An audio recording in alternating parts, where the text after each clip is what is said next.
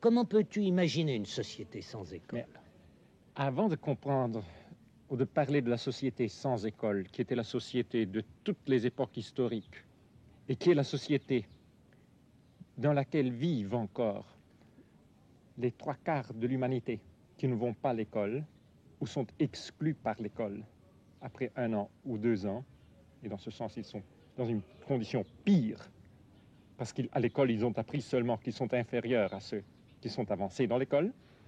Il faut comprendre le mal que l'école fait. Maintenant, dans ce but, il faut distinguer clairement entre ce que l'élève ou son instituteur personnellement font dans certaines circonstances et ce que l'école structurellement, inévitablement fait. Quelquefois, un élève apprend quelque chose d'un instituteur. Et chacun de nous se rappelle que quelquefois, pendant sa jeunesse, il a eu une journée, 1 heure, très illuminante avec un maître. Mais ça, c'est quelque chose de bien différent de ce que l'école enseigne dans le monde entier. Elle enseigne à l'enfant qu'il a besoin de l'institution pour apprendre. Il enseigne à l'enfant qu'il ne peut pas apprendre ce qu'un autre a jugé appartient à une classe supérieure. Il enseigne à l'enfant de se sentir classé par un bureaucrate. L'école enseigne inévitablement à l'enfant que l'enseignement que la société respectera est le produit d'une institution établie par cette institution et par des experts qui savent comment produire cette marchandise. L'école inévitablement introjecte le capitalisme, la capitalisation du savoir, parce que c'est le capitaliste en savoir qui peut démontrer avec des certificats ce qu'il a accumulé intérieurement, auquel la société reconnaît une valeur sociale supérieure à celui qui a des certificats d'action de niveau inférieur. L'école, dès le moment qu'elle est devenue obligatoire, et comme je t'ai dit, dans la majorité des pays, elle est obligatoire, mais insuffisante pour la grande majorité, même sur ce niveau obligatoire. Dans le monde entier, l'école a été établie comme l'organe reproductif de la société. La Russie se reproduit moyennant la même institution qu'utilisent les États-Unis. L'assistance, pendant 1000 heures par année, dans des groupements d'âge spécifiques, d'une trentaine d'enfants autour d'un professeur, pour des années successives, pour accumuler intérieurement le savoir. L'école est à la racine d'une spiritualisation du capitalisme. Et il n'y a pas de possibilité d'alternative au capitalisme tant qu'on continue de capitaliser les gens en savoir pour une réalité qui devient toujours plus complexe pour pouvoir justifier la nécessité de cette capitalisation. En France, où l'école publique a été liée à toute la lutte pour le progrès, quand tu parles de déscolariser, les gens se disent mais il veut nous faire retourner à l'époque du Moyen-Âge. Je le sais. Mais c'est tellement difficile de parler du capitalisme des biens non tangibles.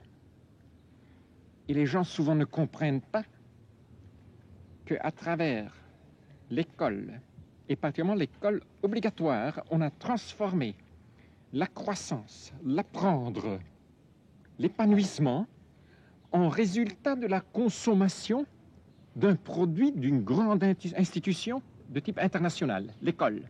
On a traduit croissance personnelle en éducation qui est égale à scolarité. Et ça devrait être logique que, une fois qu'on fait cette traduction et la rendre obligatoire, l'éducation, le savoir même, devient une marchandise, même si elle est produite, comme dans la majorité des pays d'aujourd'hui, sous contrôle d'État, par un ministère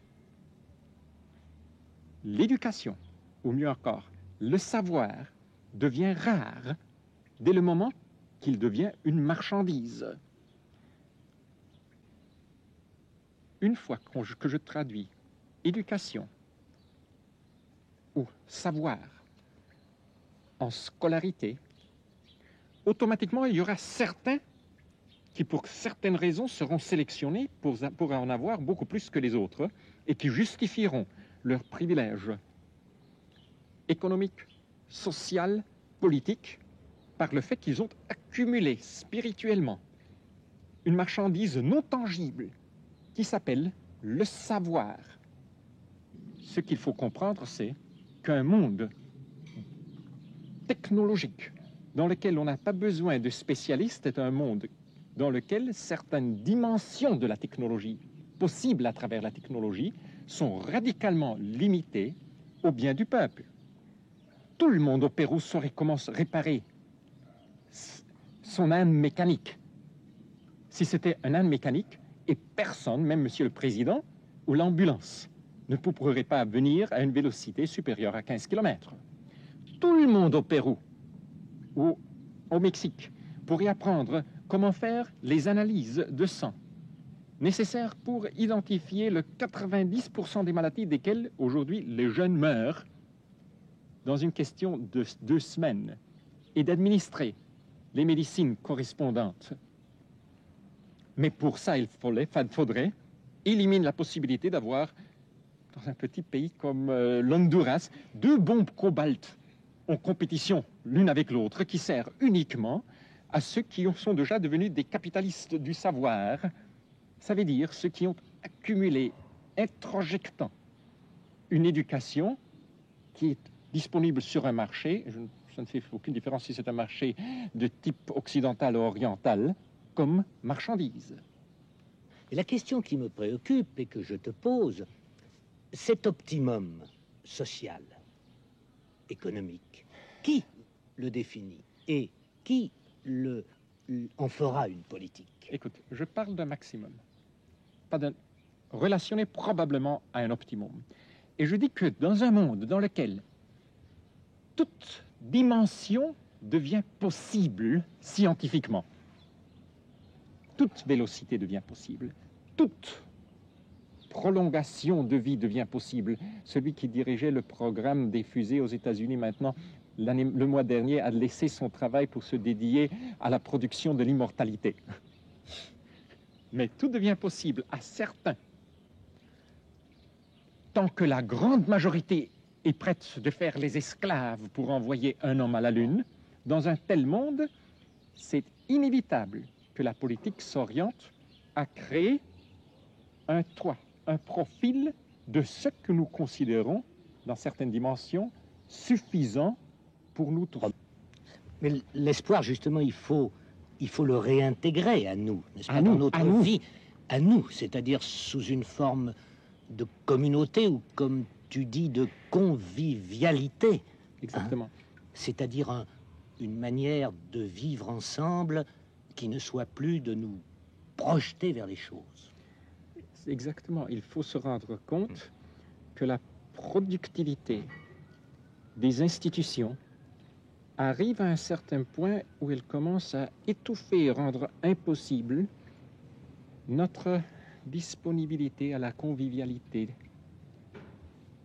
On arrive à un certain point où toute une culture peut être tellement orientée vers la réalisation de la vie humaine à travers la consommation de biens et de services qu'on devient incapable, comme membre typique de cette culture, de dépendre de la surprise que l'autre, même s'il n'est pas un professionnel, même s'il n'est pas membre d'une institution, même s'il n'a pas appris quelque chose de spécial, peut me soigner.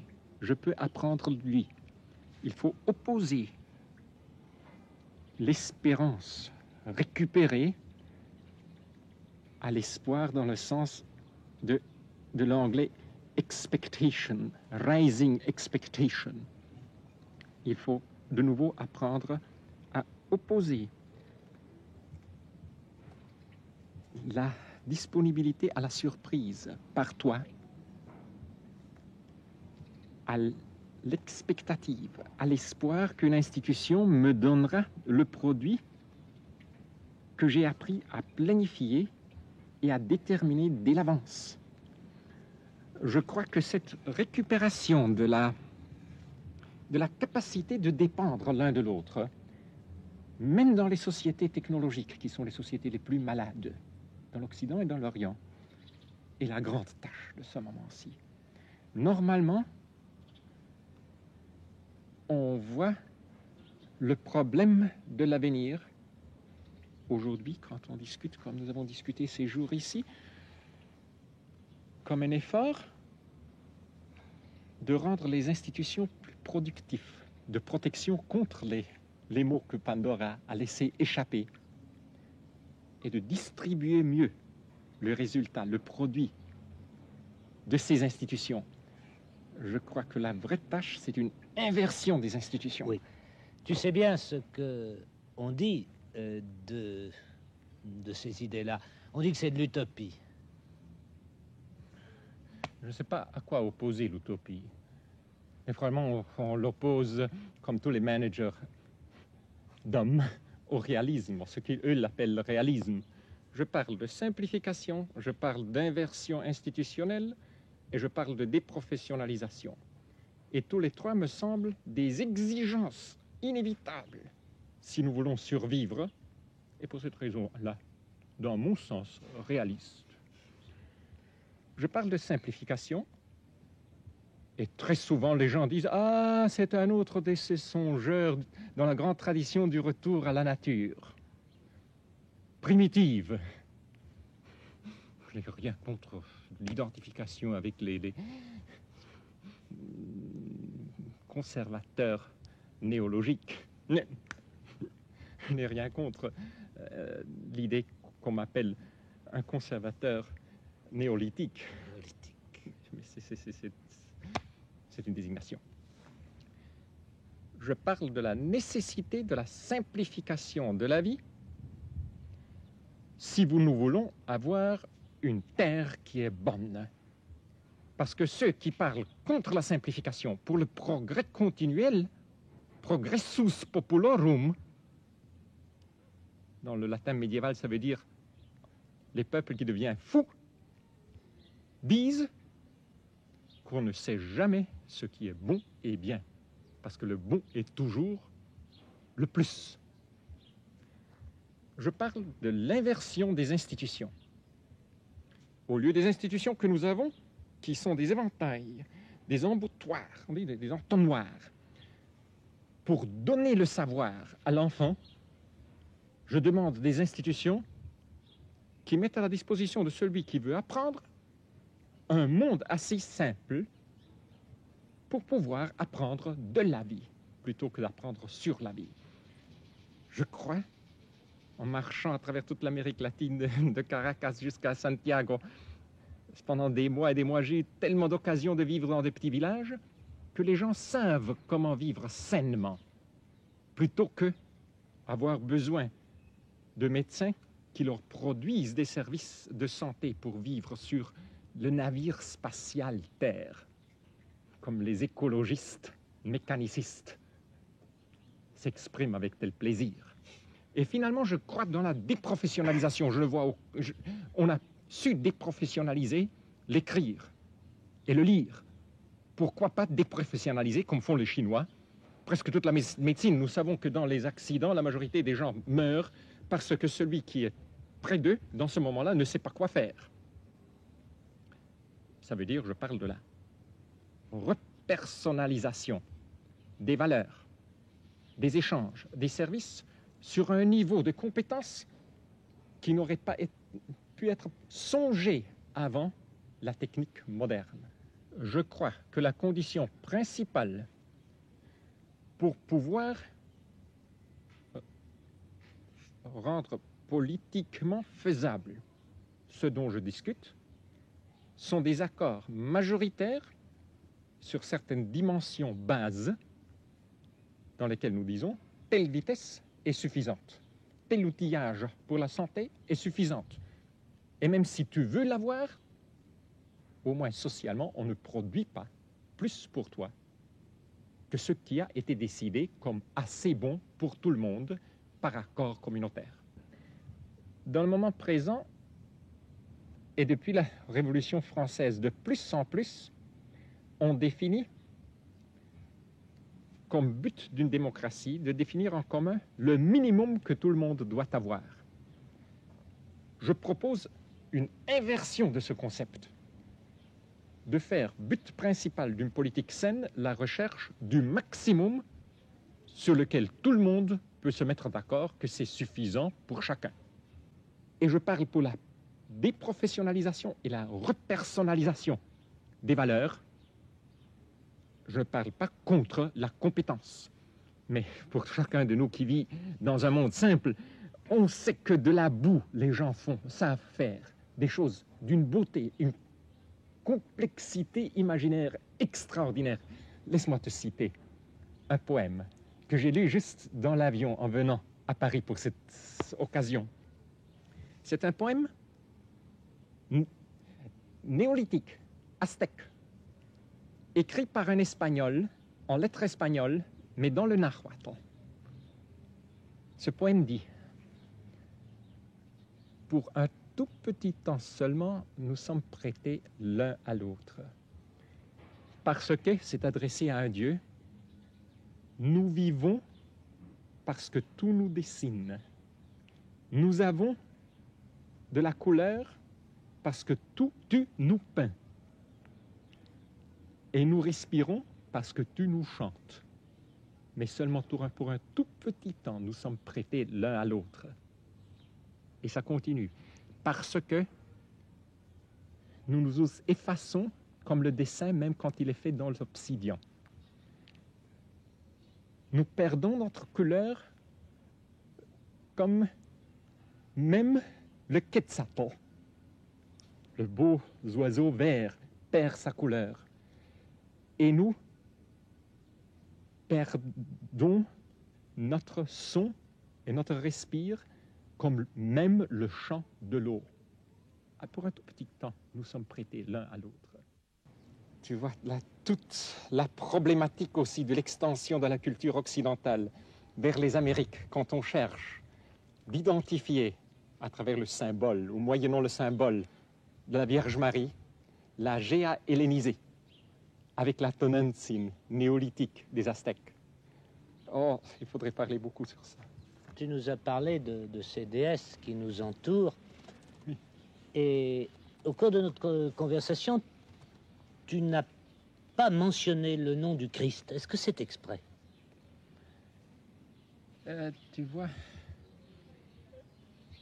je n'aime pas parler dans une manière superficielle de mes amis.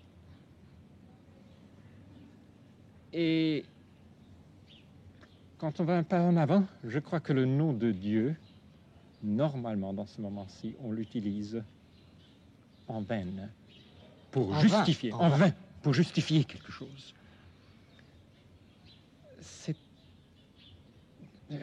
J'espérerais donner de faire savoir que je l'aime sans en parler. C'est presque impossible aujourd'hui de le faire sans tomber dans des ambiguïtés très méchantes, très très méchantes.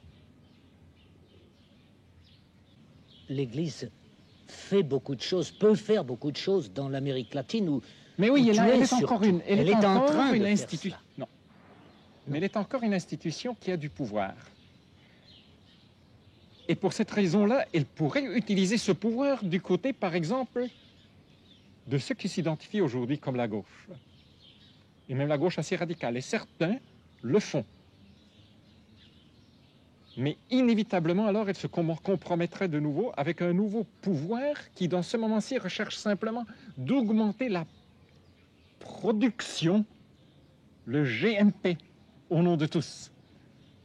Je crois qu'il faut plutôt chercher dans le message évangélique l'inspiration, le courage, le sens d'humour, le sens de relativité des choses la peur de Dieu. Je t'explique ce que je veux dire, ce que nous avons juste maintenant discuté.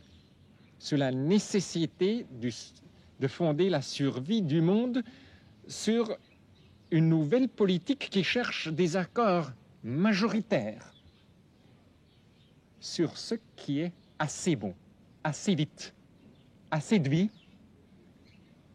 Je parle de la pauvreté d'esprit, dans le sens le plus profond, parce que ce serait des pauvres que sera cette terre, nous dit l'Évangile. Il y a une étrange convergence entre la béatitude de la pauvreté, si on la comprend dans ces termes politiques desquels nous discutons ici, et ce que la raison nous fait voir comme inévitable pour ce qu'on survive dans un monde dans lequel l'homme est devenu presque tout-puissant. Et un grand théologien du XVIe, XVIIe, commentant sur la somme de saint Thomas, sur la relation entre les béatitudes et les dons du Saint-Esprit, fait voir comment saint Thomas appelle la crainte en français, de Dieu, comme la base de la béatitude de la pauvreté. Parce que la crainte qui n'est pas servile, parce que j'ai peur de toi, parce que tu pourrais me battre, mais la crainte qui est amicale. Je ne veux que rien entre toi et moi. La peur des choses qui pourraient m'empêcher d'être en contact avec toi est vraiment la base de cette pauvreté. Maintenant, tu peux dire que c'est de l'utopie. Je t'ai dit non. Mais que ce soit une croyance dans l'essentielle bonté de l'homme, même s'il est gravement blessé. Oui.